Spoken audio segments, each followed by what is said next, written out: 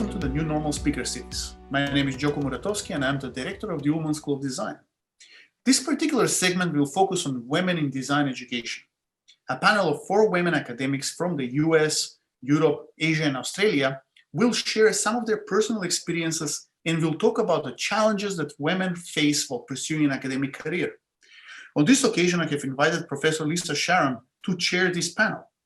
Lisa is the head of the design school at Queensland University of Technology in Australia, and she is one of the most inspiring women leaders that I know. Lisa and I, we regularly consult each other on various academic matters, and we collaborate on numerous research projects. Lisa, thank you for being a part of this series. Thank you, Joko. And today we have a really exciting group of people with us from around the world. We have Tamsin joining us from Singapore, Ashley from University of Cincinnati in America. We have Melanie Finger from QUT here with me, and also Ivana, who's joining us from Zagreb in Croatia. So I hope to have a really interesting conversation from global women who have all experienced different points in their career in women in higher education. All right, so this year has been a full-on year for women. And we know that women have had to take on numerous unanticipated roles. The pandemic has been a big year for women. Women have had to do homeschooling, full-time daycare, whilst trying to hold down full-time work from home scenarios. And as we know, a majority of frontline health workers, nurses, carers, and medical technicians are also women. So it's been a very challenging year, particularly for women. And today we're going to look at how women in higher education coped. We have a variety of women from across the globe to talk about this today. And what I'd like to pose the first question to our glorious panel of women from different stages in their academic careers is how they've absorbed the sort of shocks of the pandemic and the takeaways that they have from this period of time. And I'll just start with a quote that we know, according to the UN, that across the globe, women earn less, save less, hold less secure jobs, are more likely to be employed in the informal sector, and they are less likely to have the social protections.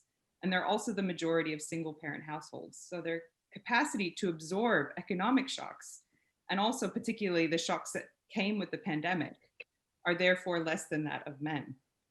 So we know in academia that the path for women is fraught with inequalities. Statistics show us that women are less likely to advance to senior leadership roles or to establish themselves as full professors than men. So if we can all reflect as a panel on your thoughts on how COVID has impacted or disadvantaged women in higher education. And I'll start with my colleague Mel, who's in Brisbane. Okay, so how I think that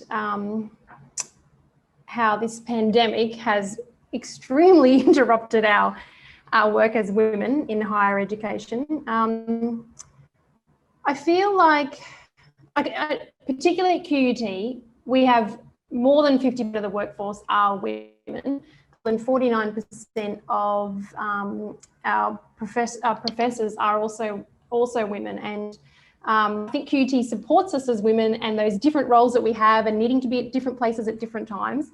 But I feel that we've probably taken off, I'd like to say, more than we could chew in this season. I feel like, I don't want to say we were disadvantaged, because I don't want to say men did less than us either.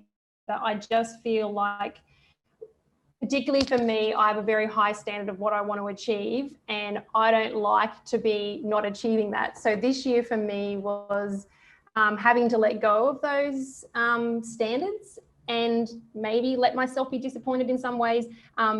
I tried not to rock in the corner when I was told I had to move an online intensive in 2 weeks, an intensive to the online within 2 weeks. And I just reached out for support. And I think that that I felt support. And I think that at our university, I felt like our learning and teaching designers were the ones that supported us teachers through that.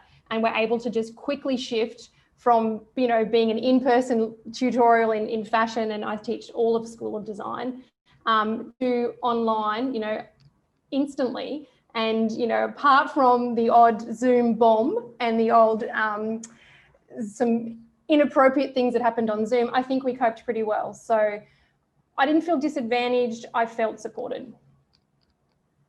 Thanks, Mel. What about you, Tamsin? What were your takeaways from this period of time and how you felt women coped in your organization? And you've had 2 organizations. You moved from different. Yeah, I've had an interesting journey, changing job halfway through the pandemic, literally changing job. We called it circuit breaker here in Singapore, which was our equivalent of the lockdown. And I had to change job in the middle of our most severe phase of lockdown. So it was quite a crazy time.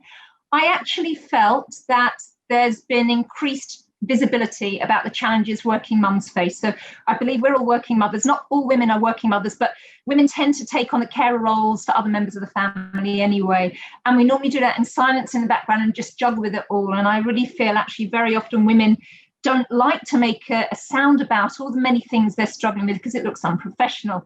I should come to work and focus on the job. But we're really focusing on the job plus.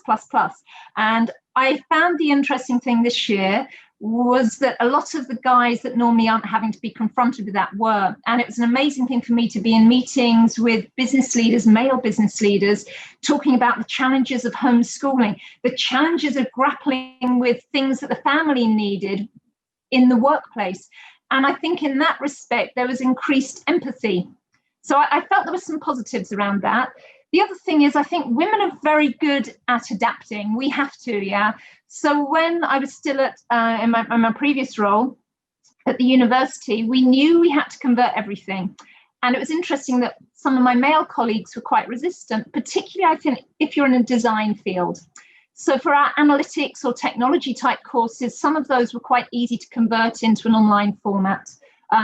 But for those that were really looking at something design-based, it felt really, really tough. How do we bring that experience of design doing into an online format?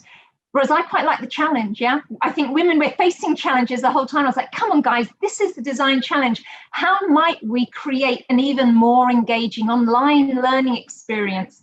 And I felt a lot of the men were just thinking, no, let's wait till it's all over and carry on. So I think there were positives that came out of it, of course, challenges, but I feel that actually there was increased understanding of what we're generally grappling with in my experience here in Singapore. Thanks, Tamsin. And Ashley had the added challenge of just having a baby right before the pandemic. So she had a newborn to deal with. So how did you think the challenges in your institution in the US impacted women and the roles that they had to take on? So speaking to absorbing shock, yes, that was a major a challenge. So mine was kind of a 2-part challenge. It was the conditions that we were facing with the COVID-19 crisis, but also I had a 5-month-old brand new baby in March. So I had her in November, but in March she was, just a few months old. And so in reality, I was dealing with personally and emotionally the challenges of figuring out how to mitigate my personal expectations of my output, professional output, and what I was going to be like as a mother, and thinking about how to, achieve the goals that I had set for myself before, having a baby, what life was going to be like after that. And then also thinking about how COVID was going to affect me. So, with a child, comes this moment where you have to think about, okay, you have to limit yourself with the amount of things that you can actually do. What can you actually get done within a 24-hour day?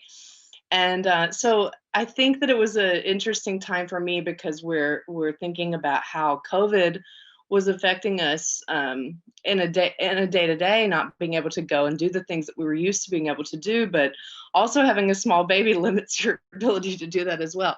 So, I think one positive thing that did come out of that was, working from home during that time allowed myself and my husband to spend a lot of time with our daughter, where we would not have been able to do that before. I do a lot of my work internationally.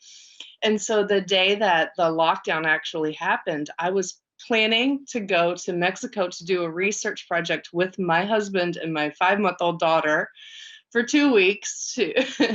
And we had just gotten back from another quick trip. And we started seeing masks, and we started seeing things happening in the airport. And as soon as we got back to Cincinnati, it came down at once. It was like, okay, everyone put a stop on any kind of international travel, no more like moving around, no more, getting up and going. So that was a major challenge for us too, because for our family in particular, and for my academic research, travel is a really important component. So that was difficult to digest whenever the time came, was, being complacent and having to stay in one place and not being able to go out and do the things that you're normally used to doing.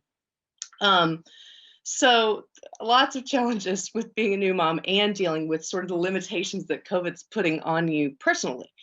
But professionally, I think everyone kind of rose to the occasion at University of Cincinnati and decided, okay, we're going to really retool and help support our community and support our colleagues who maybe need a little bit more help figuring out how to transition to this online teaching environment. You guys make a great point that teaching design online is difficult. It is a lot easier in some instances whenever technology is a focus of the class and something that's already inherently part of that coursework. But when it comes to fashion design, which is the topic that I teach, a lot of hands-on making is involved and a lot of use of equipment. And so we really had to think about how we could utilize the resources that we had to help our community. So really quickly, what we ended up doing was, in the early part of March, since research activities were shut down, particularly international research, we all had to think about, okay, well, we have all of this amazing equipment, we have this space, we have these students with this very specific skill set. How can we start thinking about using all of this to the benefit of the community?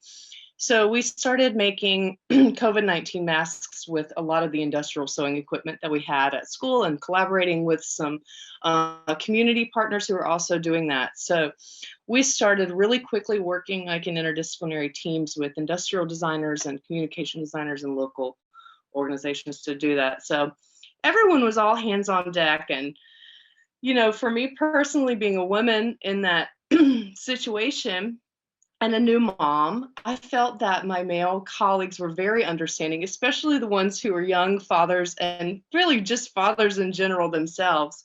A lot of empathy coming there.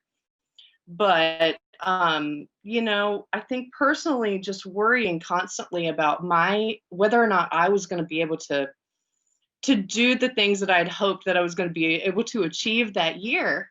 But then also reminding me that I wasn't in a vacuum and that everyone else was also experiencing the same kind of, issues and problems and facing the same kind of limitations that I was, all at the same time on a global scale.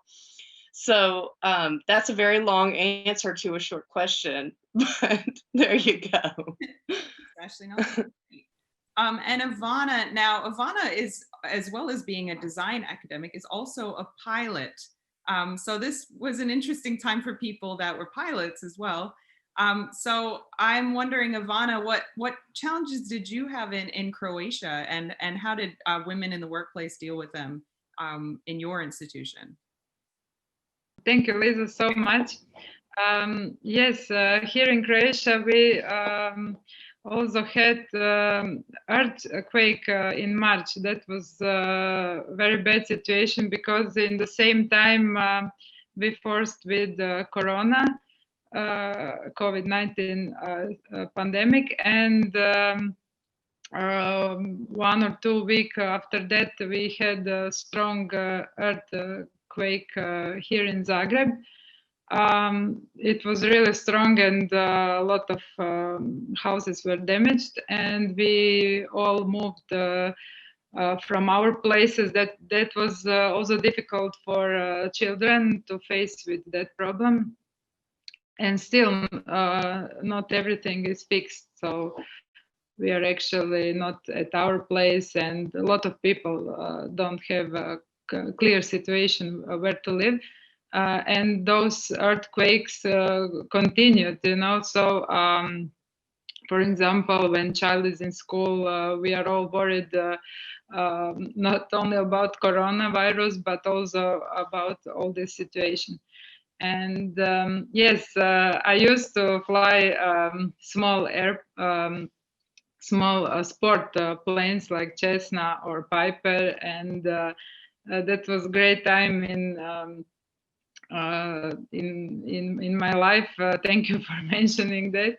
But when I became mother, I quit with that, and I don't know. I had some other perspective. I think it's, in my opinion, it was good decision, because actually it is dangerous to fly and to jump from the plane and so on. But still, I wish to fly one day again, you know, and make pictures and photos from air. That was my occupation.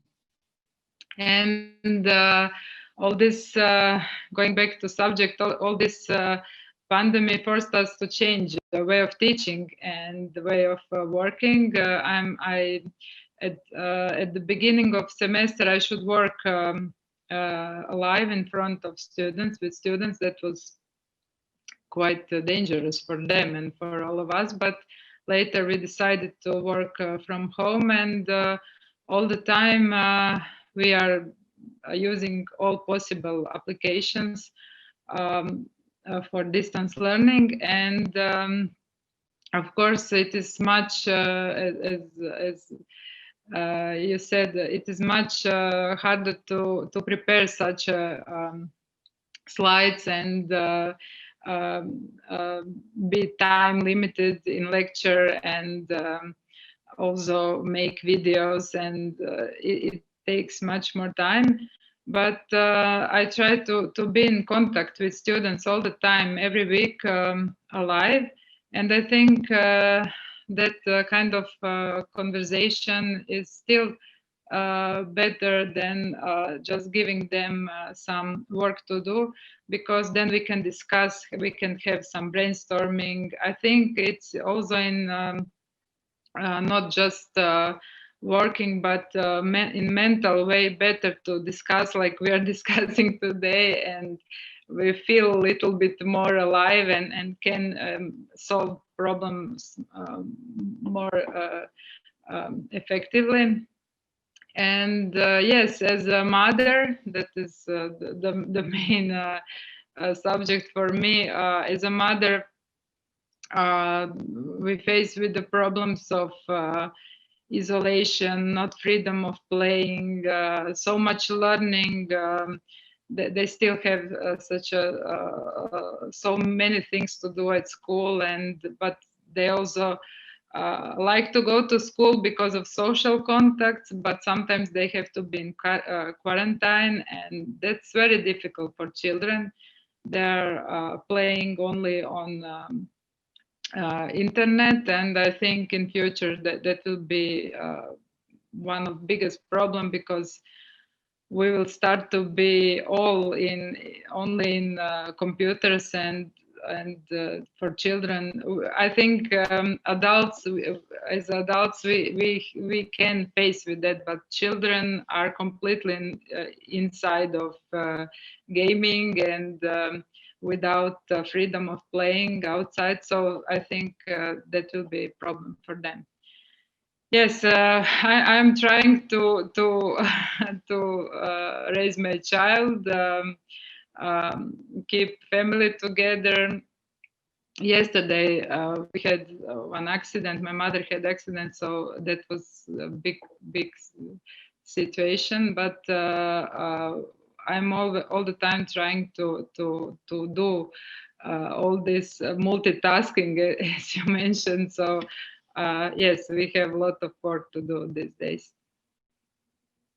Wow, and that brings me to the next question, because I think that this year has been very stressful, but particularly for women. And Ivana, what you've had to deal with in Croatia with multiple earthquakes, and dealing, with family and trying to juggle caring roles, I think it's been particularly impactful on people's mental health. And we tend as women to take on that role of being a carer. And I'd like to get all of your thoughts on the caring role and how in higher education you were supported, or how you think you could be better supported in terms of stress and mental health outcomes, because it's been a huge impact, I think, on many people during this time. So I'll start with Tamsin this time. I think it's a really interesting question, and I personally think we haven't cracked it, certainly in my experience yet, but not for a lack of wanting to. I think in the early parts of the year, there was a real focus on almost survival of the organisation. And that's how it felt to me. And I think as a mother, and when we care for vulnerable people, we just want to put our arms around safely and say, for bringing up a brand new baby in the middle of all of this must have been terrifying. So I think there was that fear, especially for those of us who may have family living further afield. I have family living overseas. And there was a lot of all of that uncertainty that played havoc with us. And we really wanted to stay focused on the work. But of course, we're humans and we feel conflicted and torn in many different ways. I found myself naturally, while we were still teaching face-to-face before restrictions really came in, I found myself going above and beyond the guidelines that have been brought in by the university, because I felt we should be doing everything possible.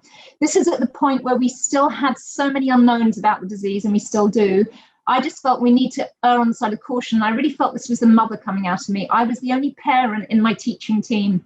And I was the one trying to force students to separate and trying to bring in all these controls. I felt it was the parenting role coming out, even though I was going above and beyond what the university was guiding me to do. There were some parts in the early stages I felt there was an organizational focus on survival of the organization rather than the mental health issues. I think that was understandable.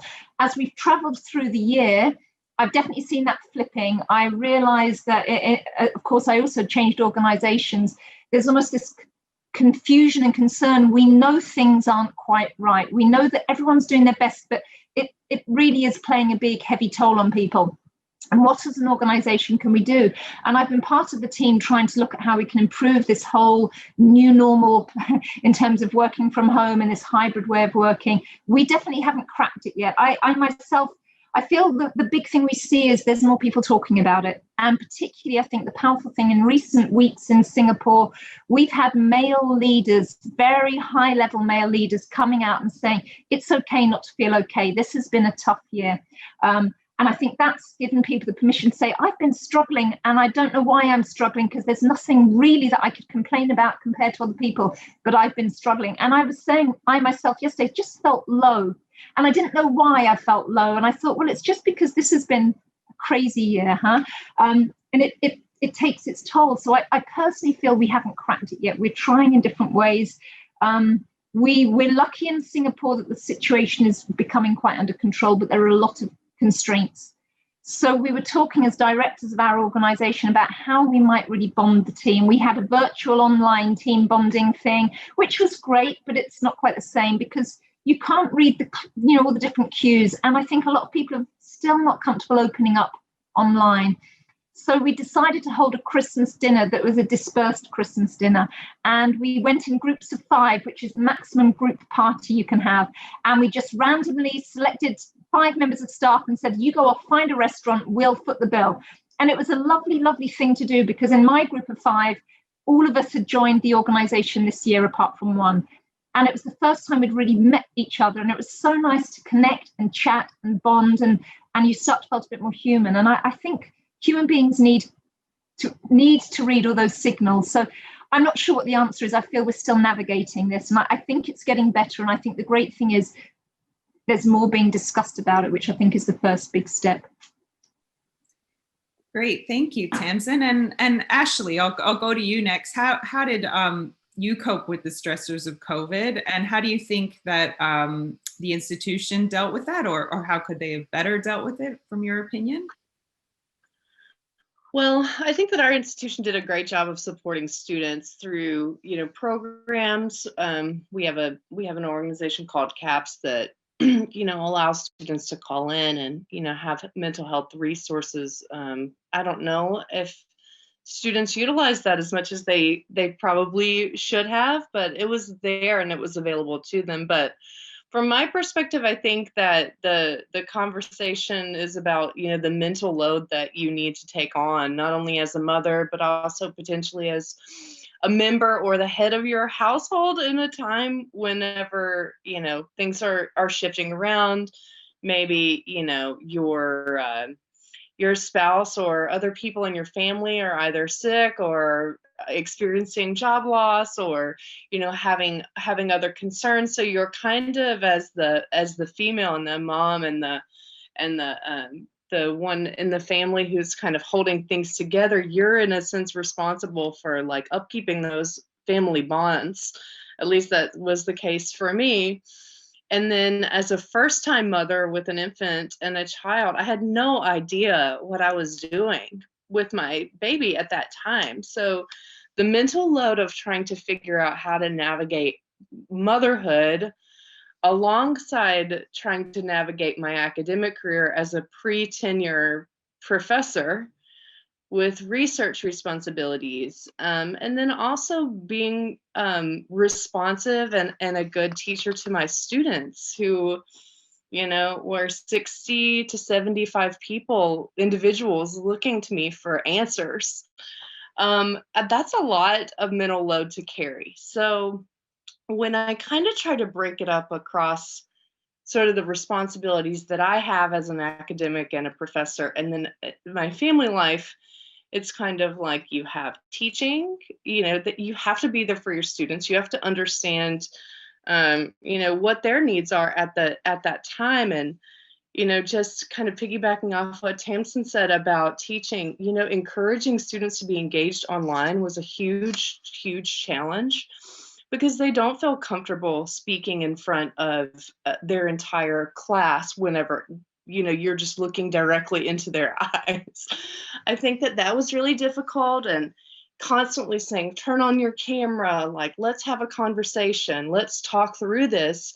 I think from the mental health perspective as a professor and being used to, having an engaged conversation with them in person, it was really hard to digest that and not say to yourself, you're doing a terrible job, you're not a good professor, you're not getting through to them, you're not engaging them.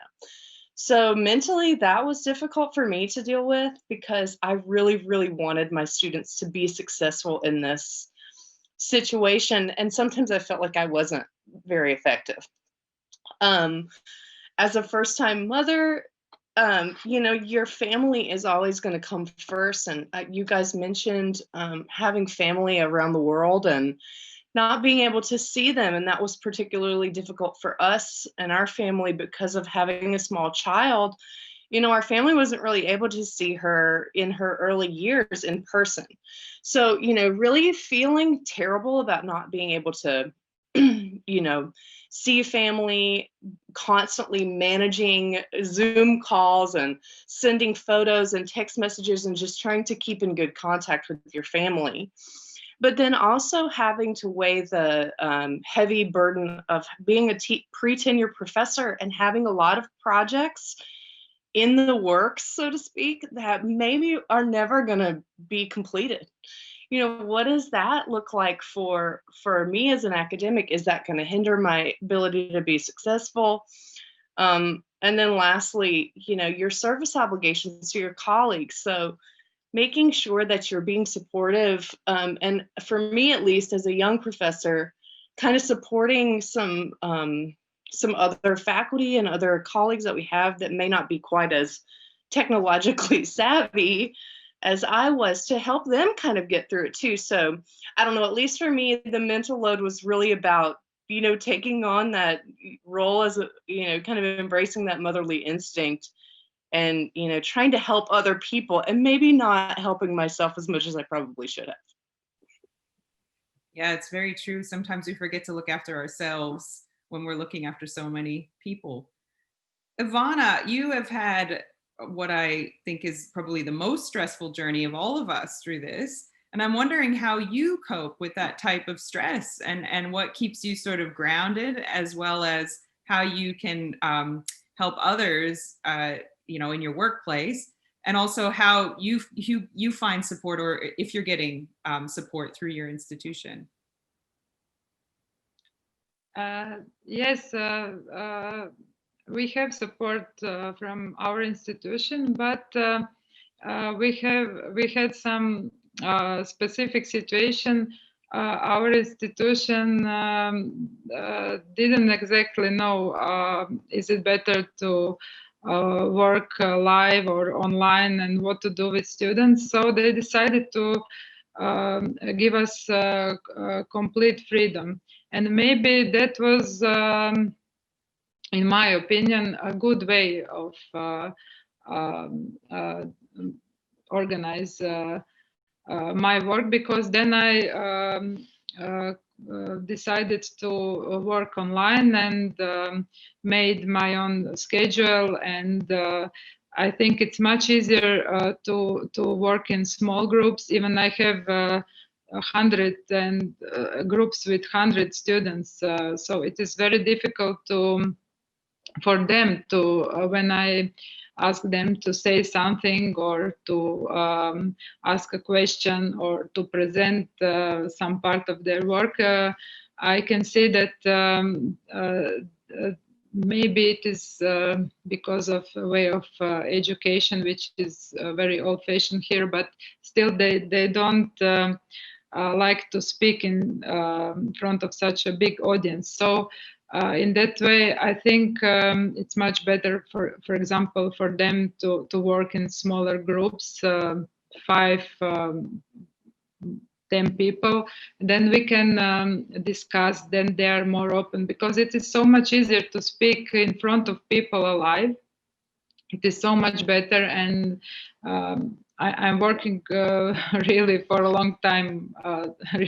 It's maybe, I don't know what to say, but it is almost 20 years. So when I'm speaking in front of people, I can see their reaction in their eyes, and then I can make some discussion, some joke. I can see if they don't understand something, then I can discuss it in some other way. And when I'm speaking in front of a computer and they are shy, they just switch off tone and camera, you know. I don't know if they are listening at all.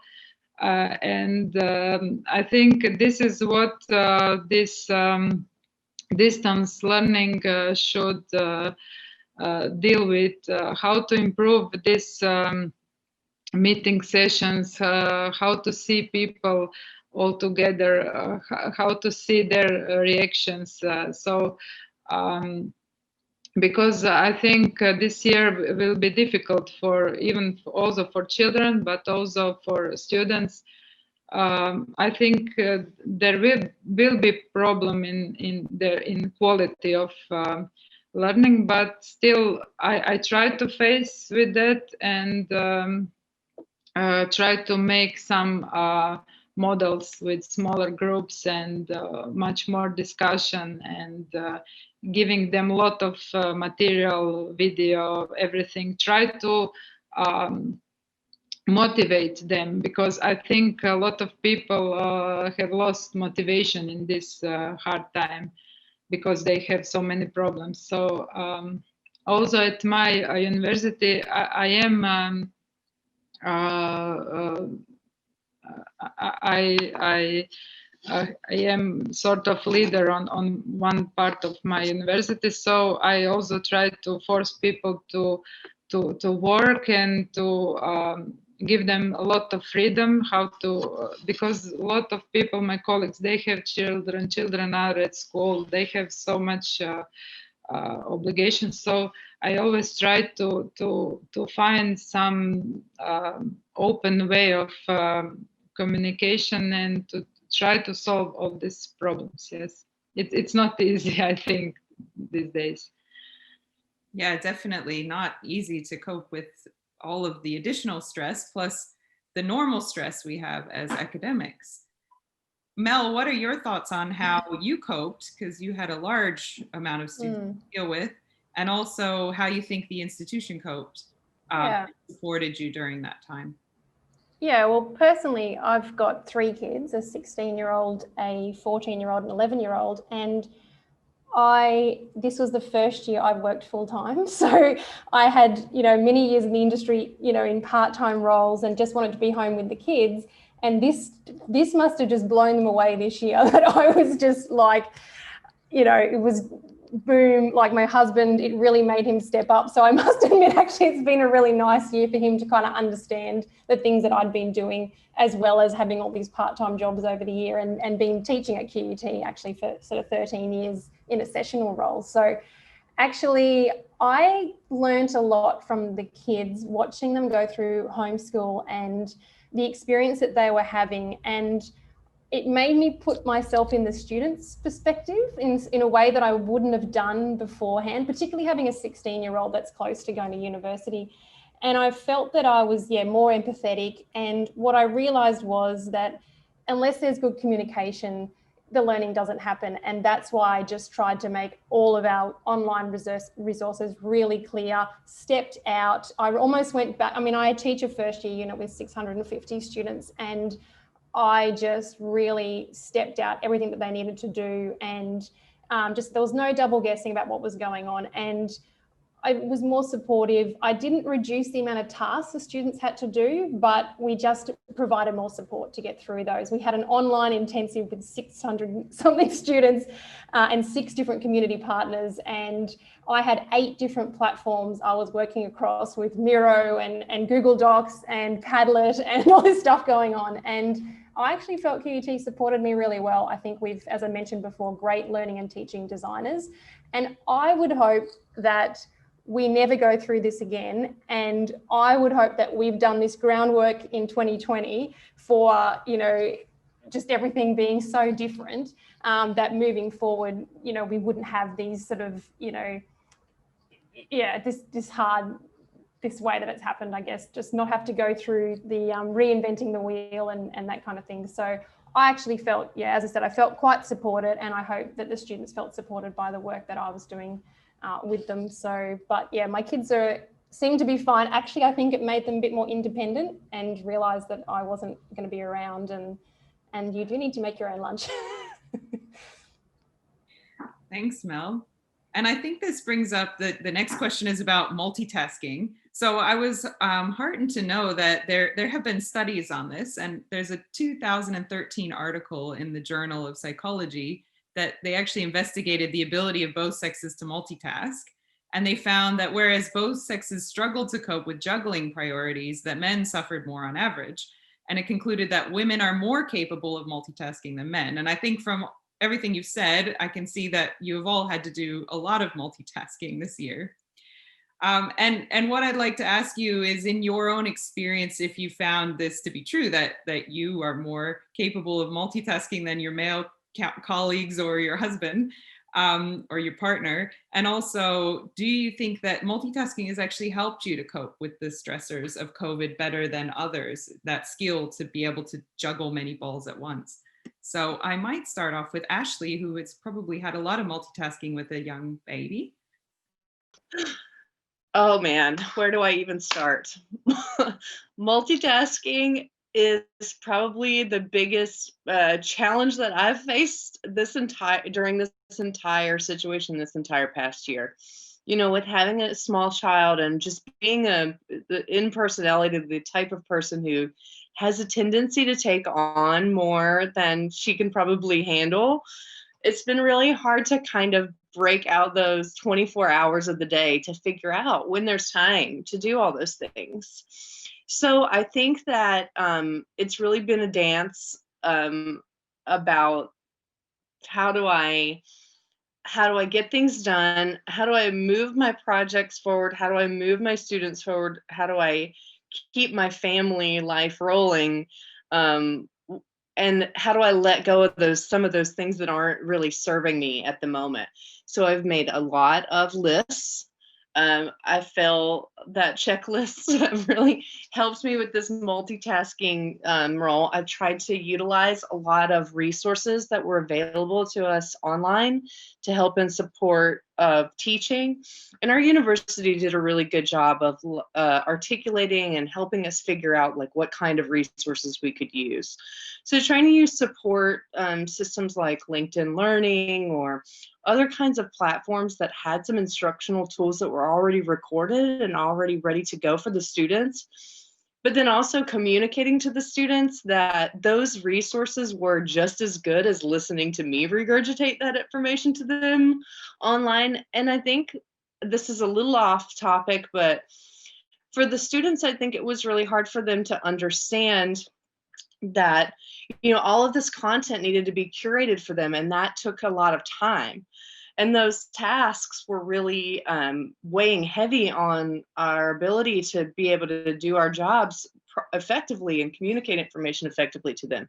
So a lot of the conversation with my students was just being really open and honest about it, saying, all right, I'm going to share this YouTube video with you. I'm going to share this LinkedIn Learning course with you because I believe that you can work through this on your own in an independent way a lot more effectively than you can just sitting here live listening to me explain it. So in some cases, you know, that was a time-saving tool and helped me, you know, build out their courses a little bit better. And our university did a really good job of communicating that information to us and holding workshops. And we had tons of forums about, you know, what resources were good. So Miro, you guys mentioned Miro for design teaching. That was a really amazing tool that I suggest any design professor, or really any professor in general, utilizes.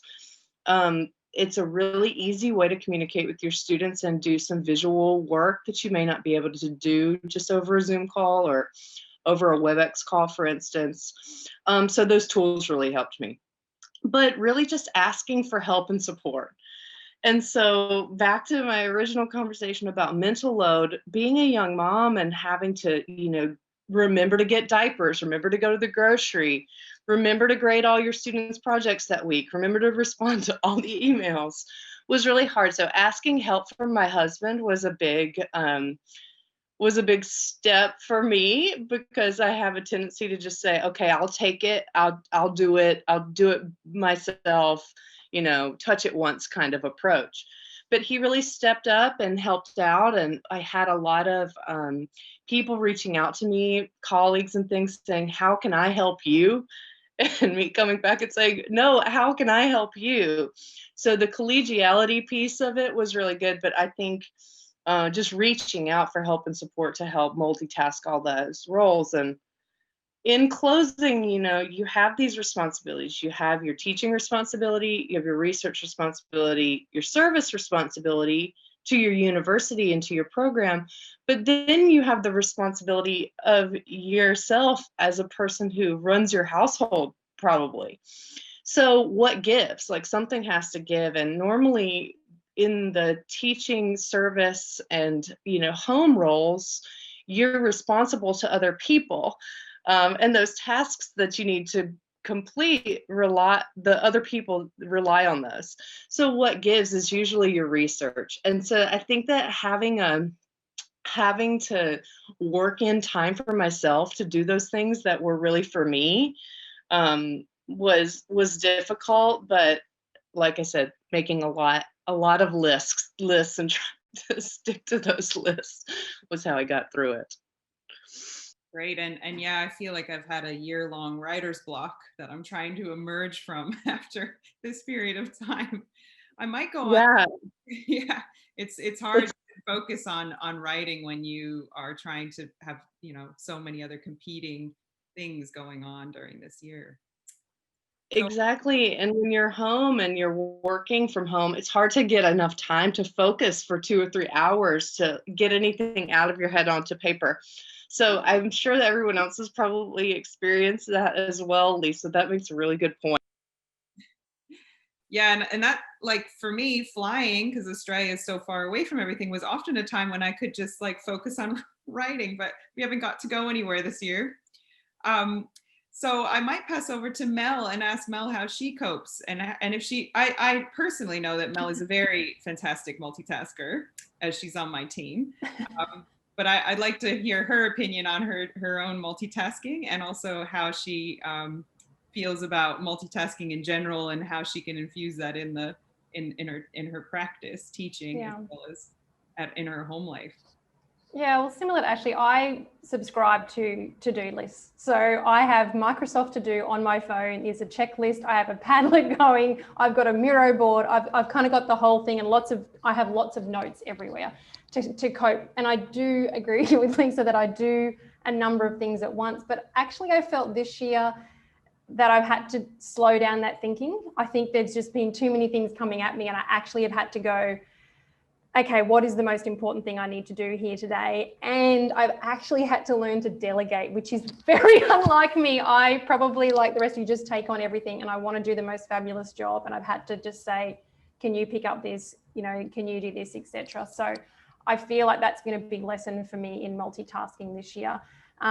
I found also one of the brilliant things from COVID is that we are now having Zoom meetings, and we don't actually physically need to go between campuses. We have 2 different campuses and a shuttle bus, and the amount of time that takes you to get to different meetings back and forth has actually reduced, has made me being able to have more time to get other things done, which has been good. And a lot of things, you know, when you walk out of a meeting and it's like, why did we all need to meet for that? We could have just done that over the phone. So that's been good.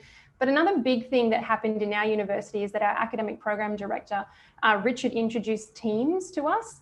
And the way that has cleaned out my email inbox is phenomenal. I don't know if you guys are into this as well, but just the long emails that I get, you know, you need to do this, this is going on, and me sending out emails, a lot of that could have been answered in a quick question over Teams. And I feel like it's the culture we have of SMS and chatting. And now I can just look in my Teams chat and go, yep, we solved that back there. Yep, what do I need? And it actually has, I just don't open my inbox and feel scared anymore.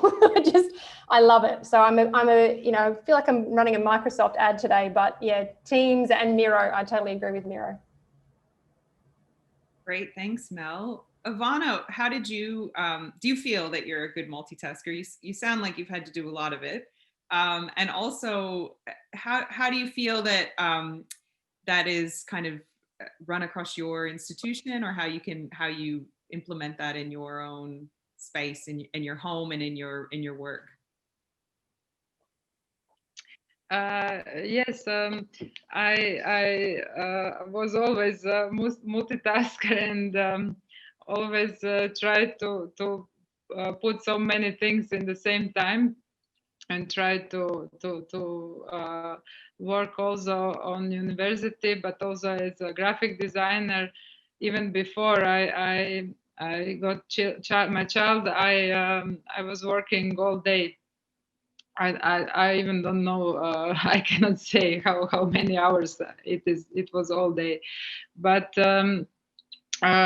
yes, this year, as Ashley said, she is making checklist like one we have in airplane. It is great. That is something what can save our life. And this year we didn't know, we didn't expect this, and we didn't receive some recipe how to survive. And listening to all of you, and I think you are doing a great job. You are making your own models, your own, let me say, checklist. Especially Mel, you have 3 children. That's really amazing. A lot of students, a lot of platforms, and I think yes, we are all, I think, on high adrenaline, trying to survive and to make some normal situation, and especially for children and for young people, that they can live in some good reality. It is not real, but we are trying to give them some good perspective. And yes, I don't know. I'm afraid this will not be just for a few months. This will be for a longer period. But I think we will maybe also. I think Mel said that we will also have some good background for future, because we will be much more involved in this online learning, and we will have much more experience because these are tough times. Thanks, Ivana. Yeah, very tough times. And I think multitasking helps, but it can also lead to, as Ashley said, like just doing too much.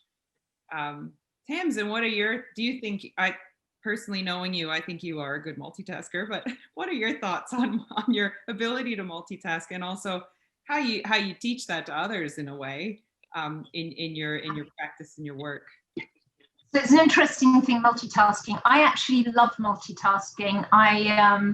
Maybe it's because I have a need to be ultra productive, huh? I also reflect, my eldest child is nearly 30. My youngest child is 12.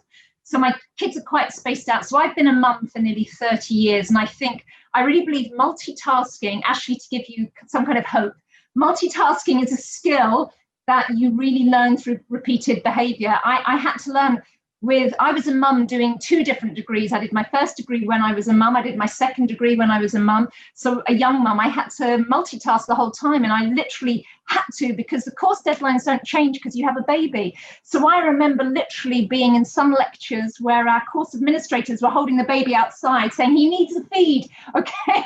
So you learn how to breastfeed a baby and type a dissertation. You learn how to juggle things, sit in a car with your mum and drive around the block feeding a baby while you're taking a call. So you learn. And what I feel is actually this has enabled me to navigate the world in a really agile way. In the digital world, it's an ecosystem, a complex ecosystem that we're permanently having to adapt to in different ways. So I think multitasking allows us to see risks and opportunities very, very quickly. And we do it subconsciously. We're connecting the dots and bam, bam, bam. It does also lead to that challenge of burnout, which I'm just like you ladies, very, very at risk of, because I think, yes, I see all the opportunities, I can do it all. And I ignore the big flaring light that says, no, slow down. But I personally love the multitasking. I think the challenge of it is this year, with everyone working online, the working day has grown. Everyone knows you're at home. Everyone knows that they can reach you. And no one works 9 to 5, even if they ever did. The day goes, it's very, very normal to be responding to emails late into the night.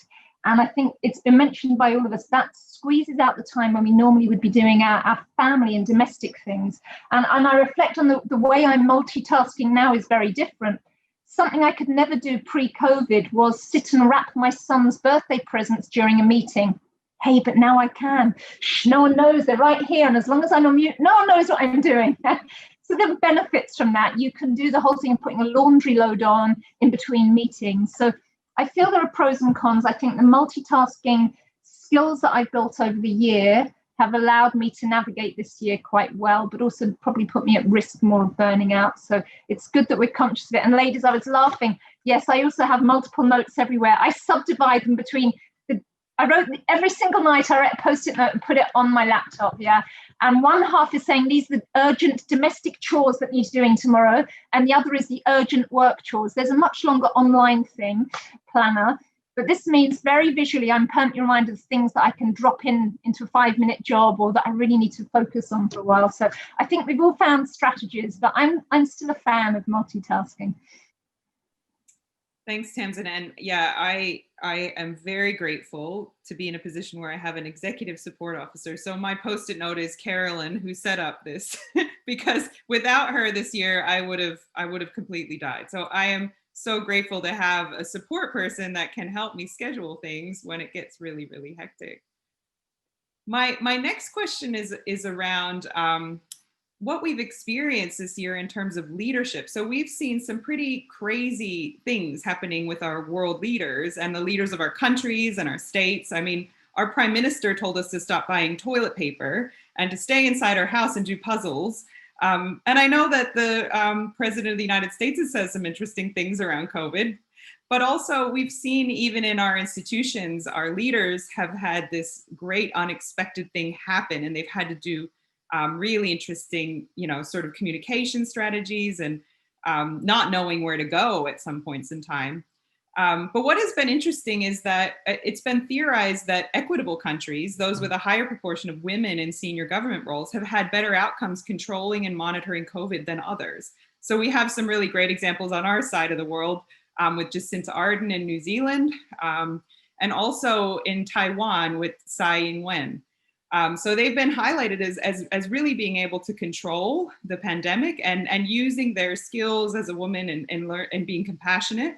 And they have had some really great outcomes. And we've seen that also with some state leaders. So the leader of our state in Queensland has been said to have done a great job in controlling the pandemic and her approach to it.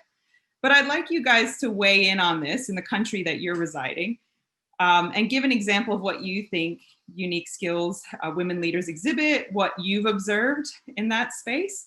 And also maybe if you have a standout sort of superstar leader that you said you thought really excelled during this time, whether in your institution or in your state or your country, or in another country that you think, yeah, that's what I would aspire to. And those are some really unique characteristics that help, particularly in a crisis like we're all experiencing.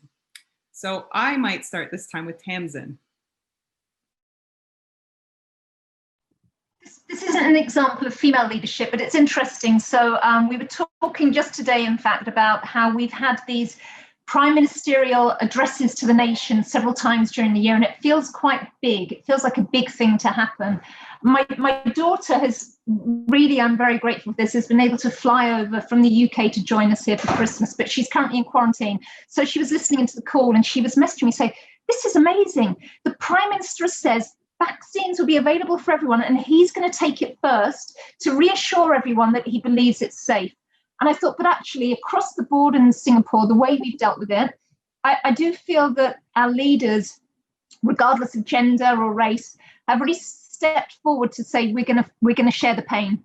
So very, very early on, all of our ministers and MPs took a big pay cut. They took a month's pay cut early in the year to say, we know you're all suffering and we're going to put ourselves up there. They also initiated that all civil servants, senior civil servants would have a pay cut. So it was very much about trying to say, let's demonstrate equity.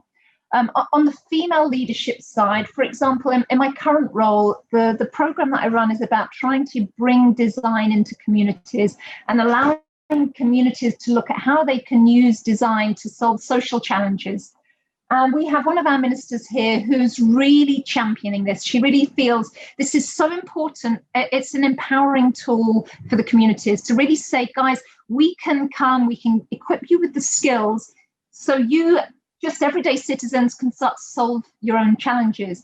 And she's been wonderful in that respect and really rolling up sleeves. We want to get out there. And she said, and I want the communities to find the problems that need solving. So I think in different ways, different leaders have demonstrated different attitudes and behaviors. But overall, I have to say I've been quite proud of the way Singapore has approached this across the board in a leadership way to say we understand everyone's struggling.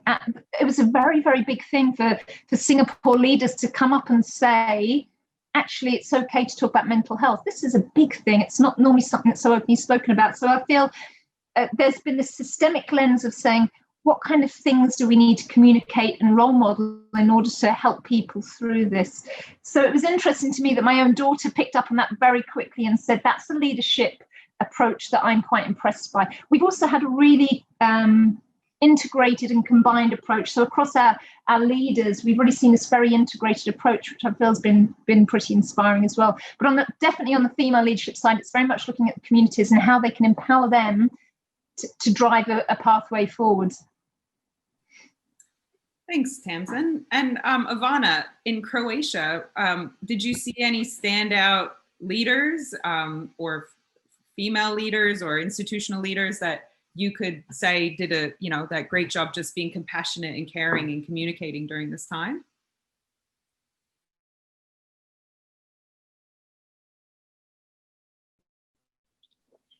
Yes. I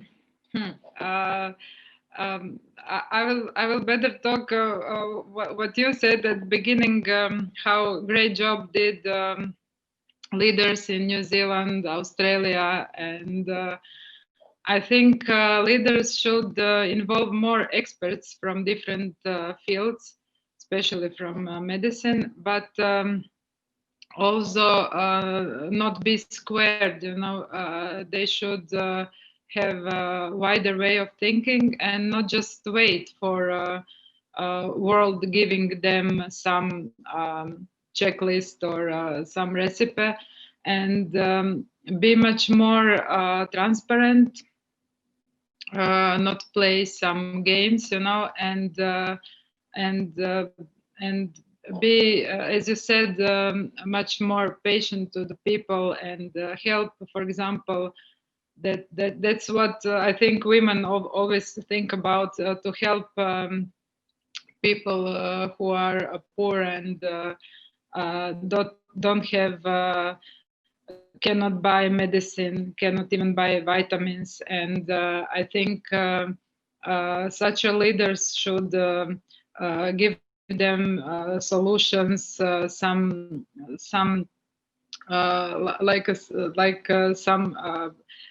package with instructions, what to do, how to survive, and so on. Not just leave people to, I don't know, to listen to really bad news. And especially here we are a very small country, and like 70-80 people dies every year for our country. That's a big amount, but each country has similar problems. I can see Australia did a great job, and I think our leaders should involve experts, even they are men or women, but to move politics. And I know they have, for example, in our country, they cannot find easy solution because of economy. We are more based on tourism. That is also in the past, that was not good way to put all cards on one color, you know. But still, we should, like women do, we should take care about people, try to help them, try to find solutions. Look all around the globe, especially today. We can all, like today, we can communicate, share our thoughts, our knowledge. I think there are so many clever people in the world, and especially young people. For example, I was reading one day some young French guys on Washington School of Medicine. They found some old medicine which is helping for this coronavirus. So we should really also, if this vaccine is good, we still don't know what is with that, but if it's good, of course we should take it. But we should listen to all different kind of people, clever people, not just being in politics. So I think there is a future. We can find some solution. Yes, and I wish to all of you to stay healthy, and that your governments will find some good way how to handle this situation. Thanks, Ivana. I'll go to Mel now. What were your thoughts on some inspiring leadership, maybe in Australia or New Zealand, or elsewhere? And your thoughts on how women lead, and how they could be particularly influential during times of crisis like we're in now. I think, Lisa, as you mentioned, you know, our Premier for Queensland has led us well through this area. A few that don't agree with her, and we did shut the borders quite firmly. And Jeanette Young, so she was the Chief Medical Officer that helped us through COVID as well with the updates. And I think they both led, you know, with firm stance and, you know, up-to-date information. And they kind of, I think they tried to put us at ease, which was good. I think from a QUT perspective, we have a Vice Chancellor who's only been in for, what, 18 months, 2 years? Not sure, but not a huge amount of long time. And she's been put in this very hard position. to then save us money, because universities all over Australia have lost, international students. We've lost so much. And, there's staff cuts everywhere. And I think she's done her best to save as many staff as she could. We have still lost a lot of our professional staff and academic staff, which has been really upsetting and disappointing. But I think she had to make some tough calls. And it kind of is unfortunate for Lisa and I, because we had to go from 8 faculties to 5 was sort of the big cost saving measure. So actually the School of Design that we work in has been split in half, which is, no one saw that coming this year. And Lisa's only been in, for a couple of years as well. And now having to face, these tough decisions and these splits and these changes and all these personalities. And it's been, quite upsetting. And this is not set up, and this is probably not why Lisa asked me, but I probably would say that Lisa, if we're asking about inspiring leaders, then Lisa has led us well through this situation. Yay, claps. And I think it's from you, Lisa, your empathy. I think women leaders who can lead with empathy, but also make those tough decisions. People aspire to be like that, and knowing that you're approachable. I think we've weathered the storm well because of the female leaders that we've had at university, and because of Lisa's leadership through the School of Design split. So it's been, but anyway, that wasn't, it wasn't meant to be a big plug for Lisa, but. I'm happy that I'll turn off now. I didn't provoke that answer at all, but I'm very glad that you felt that I tried. Well, I do know also that you've had to take a 9-day fortnight, yes. Like, you've had to reduce your hours as well. And I think, a lot of people have really suffered in those senior management roles. We're all appreciative of that. Yeah, and I think that it was definitely, like, during the hardest times, I always wanted to make sure to thank everybody, because I knew they were going 110%, and they were giving their all. And it was just so important for me to say, I appreciate what you're doing. And I think sometimes some leaders forget that part of it, that, like, people are doing everything they can do, and sometimes they can't do as much as you can do. And I had to realize too that, like, different people had different pressures and different challenges, and there were, so I tried to support people at many different levels. But I'm glad that you thought that it was good. Thanks, Mel, for the vote of confidence. And now, Ashley, me also being American and looking at what was happening in America from across the world, and also because America is in such a spotlight this year because of a leadership shift or an election, and because we were seeing even state governors for the first time on television broadly giving us messages across the world. What are your thoughts on women in leadership roles and how that evolved in the US, and some key takeaways, and maybe people that you thought were particularly good either on the national level or state level, or even in your own institution? Well, this is a difficult question because we have gotten a lot of mixed messages from administrators and people in high political office in the United States. I think we can all agree that it has been quite a year for politics in the US, for sure. Quite a 4 years, I guess we should say. So I think that during this entire pandemic and also otherwise, Trump has not done a good job mitigating or managing this situation at all. So I think the feeling amongst people in general is that we're on our own in terms of, the way that we should all individually handle this crisis, because when you're downplaying the advice of, medical professionals and people who are there in their main role to protect and serve the public, it's really hard to decipher what's real and what's not real, especially in an environment where people are so reliant on technology and media. So I think at least in my experience, seeing my students and their distrust for institutions in general because of this entire situation and the information that they're getting from our administrators, it's been really hard to reassure them that things are going to be okay. And it's also been really hard to give them a clear message. Like you said, the United States is super divided. So, it's hard even to believe that half of the people still, support some of these ideologies that are, out there floating around.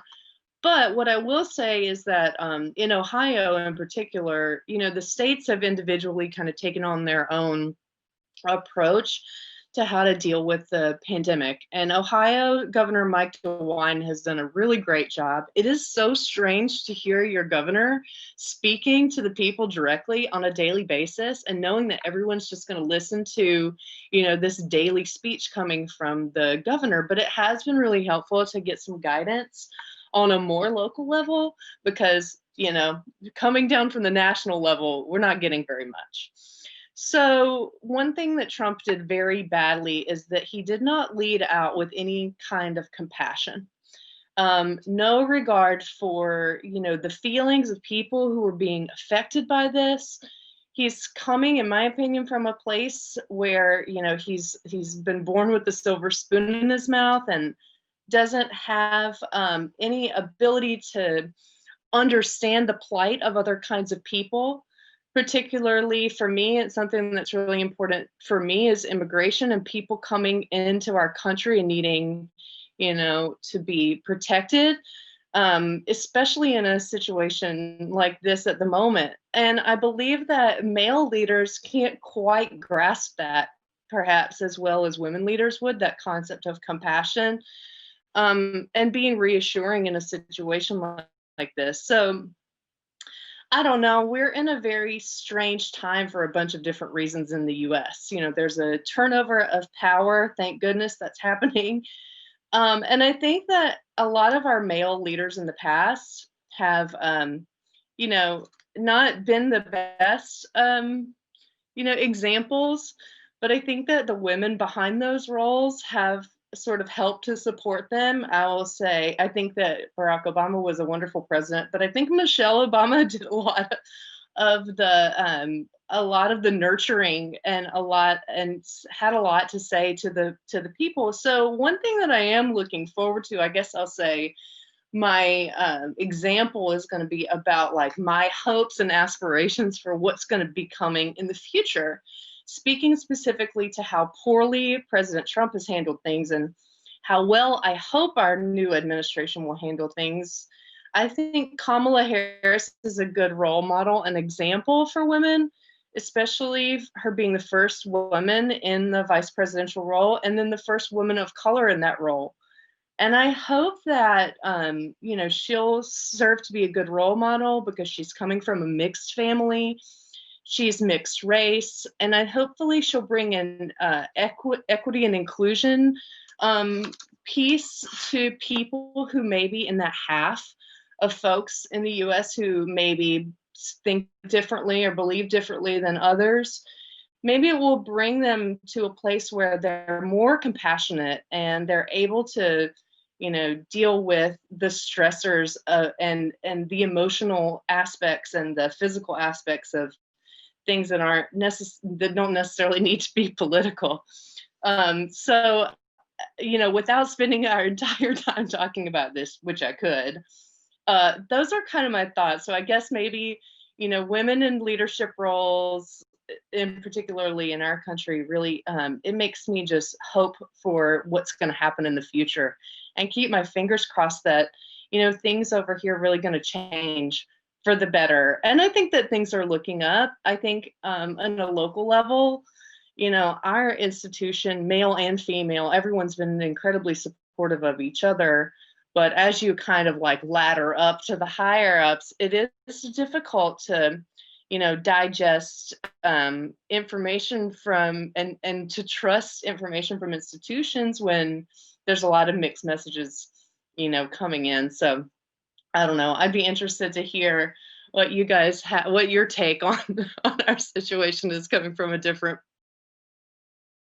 Yeah, and I also am very optimistic for the future and also excited that, the First Lady is an academic and that she's a working academic that's working in community colleges. So it's very heartening to know that there is a woman academic that's in, sitting in the White House, and hopefully that will make also a difference for the educational outcomes in the US. But yeah, I feel really optimistic for the future.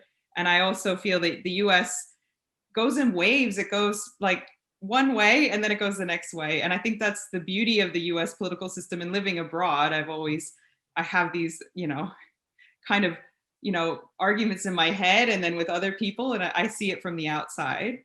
But I always, am optimistic. And I think America has this fantastic optimism that regardless of what is happening always prevails. The optimism of the American people is something that is super powerful. So I think it's heartening that, we're seeing a shift, and hopefully the world itself will see a shift in how we deal with things like this, like the pandemic, which has thrown a lot of leaders into, sort of crises of how they lead. And I think that leads me really well into my final question, which is, we've talked a lot about some of the challenges and many of the things that we've had to face, which have been confronting and of course really shifted our perception of reality. But what I want to focus on as the last question is our silver linings and what we learned about ourselves this year that we want to take into the new year and indefinitely as both, junior academics, senior academics, academic leaders. And so really what we can take away, silver linings from the year that was 2020, that everyone for the end of time will remember now. So if you can all reflect on your silver linings and what you're going to take into 2021 and perhaps the rest of your life as what you gained from this period of time. So I will start with Ivana. Okay. Yes, this is a nice question, because we always have to think about the future. That is something what can lead us and give us some perspective. And because of future, we should be more optimistic. Yes. Okay. Yes. What I think. Of course, this year is really, as I said, very, very hard, tough year. And for future, I think we will all respect much more our freedom, our family, people, relationships, connections with our friends. We cannot see each other now. Last years we used to travel, and I think this problem with traveling is very, very much very big problem, especially for people who used to travel all around, and especially also business traveling, but also traveling for pleasure. And we are all waiting to see each other alive. That is something what is still my wish. And I think we will appreciate much more these values, freedom, friendship,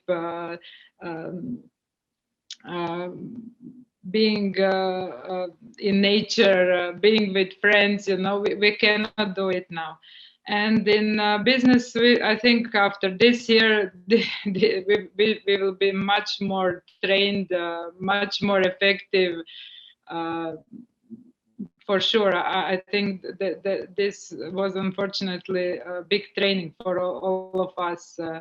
And also, what we have to do is to try to give our best. I realized in this bad situation that sometimes people show their worst behavior. So I think we should think opposite. Try to stay concentrate on good things. Try to give our best. Be patient.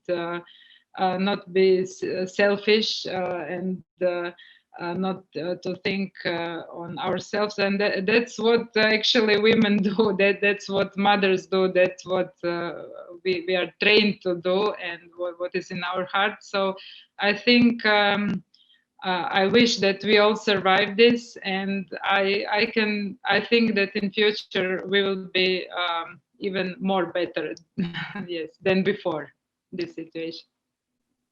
Fabulous. Thanks, Ivana. How about Ashley? What are your silver linings, and what are you going to take into 2021 and beyond?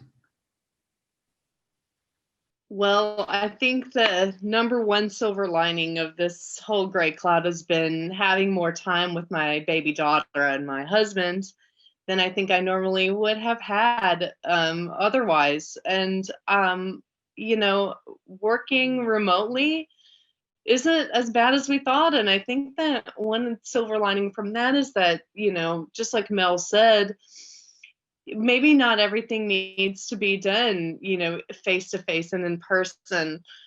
So I think that will really help us going into the future. I think that throughout this entire experience, that idea of reconnecting with people digitally has come into play a lot for me. So people that maybe I hadn't seen in 5 or 6 years that still were important to me, I felt like I could reach out to them, digitally now, and say, hi, I'm thinking of you. So I've actually been able to reconnect with some people and pick up the phone and give them a call.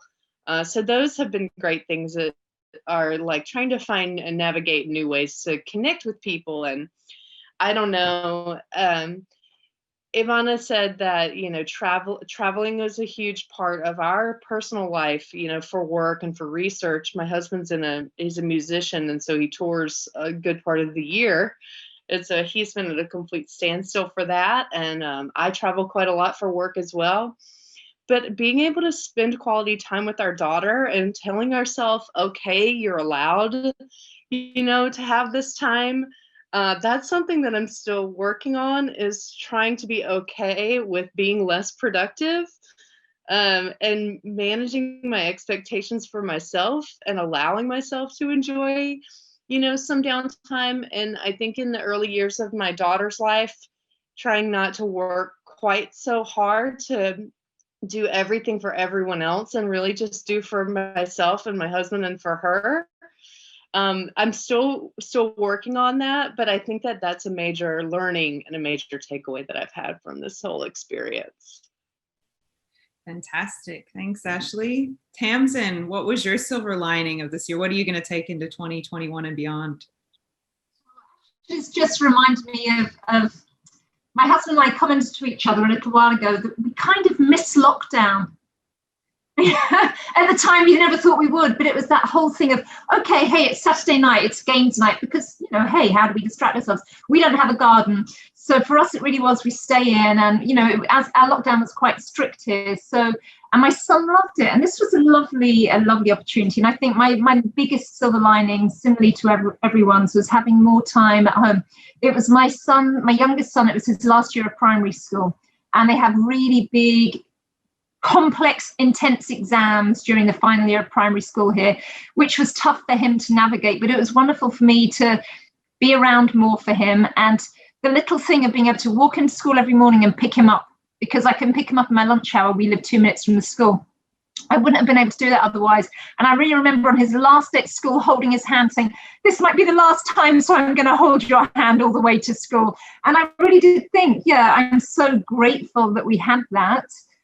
So I think there are lots of silver linings. I think on a professional side, I launched a brand new school in the middle of a pandemic. And truthfully, when I started, I thought, what on earth am I doing? This is a disaster. No one's going to be interested in this. Everyone's going to be interested in self-survival. They're not going to be interested in learning design to solve social issues. But of course, I was totally wrong, wonderfully.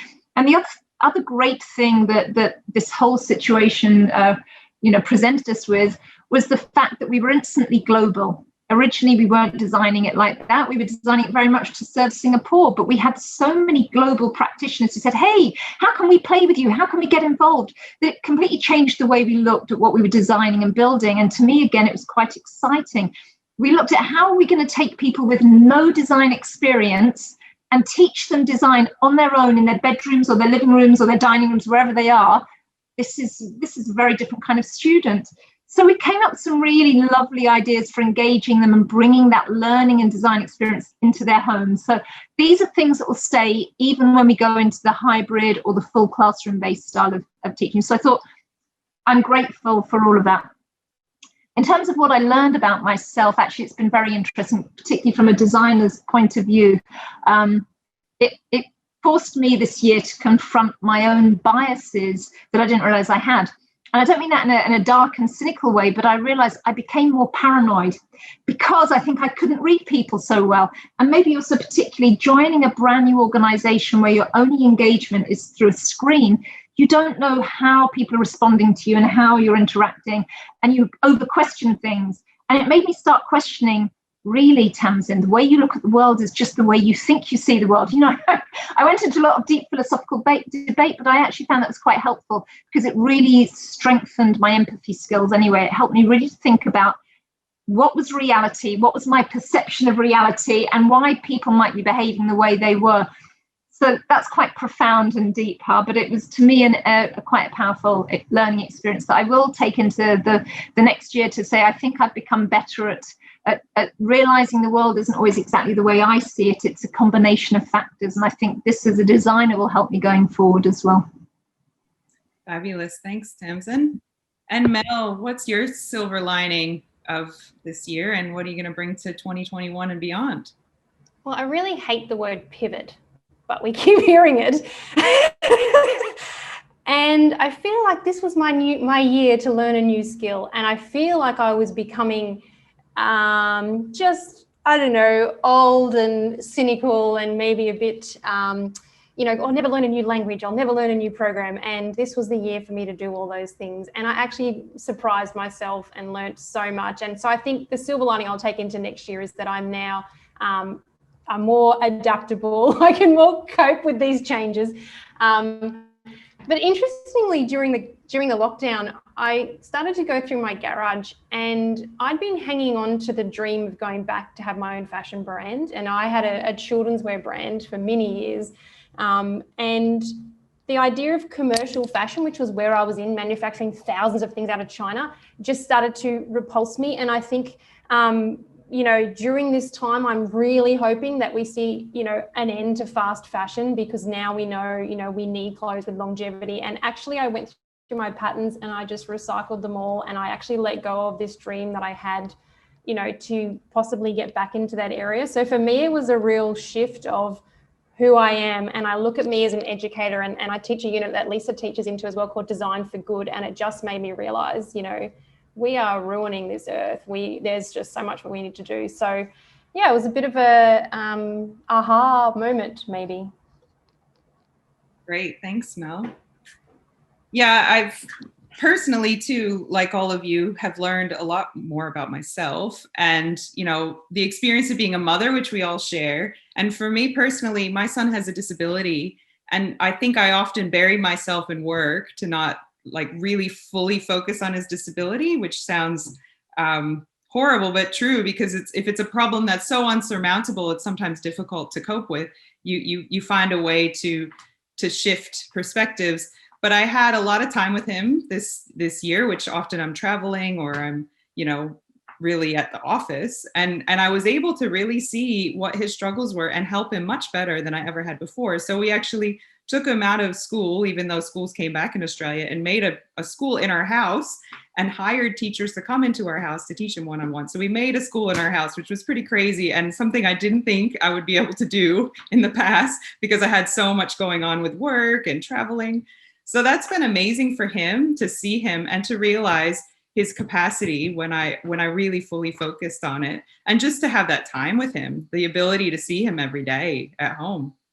And I think personally, as a leader, another thing that, as you've all expressed, just actually stopping when you're multitasking. And that how powerful that is to show people that you're leading that you need to have a break. So in the most chaotic part of this year, which was when our school was breaking in half, and it was just so stressful because people were really emotional in the office. And I just thought, I need to take a break because this is just too much at the moment.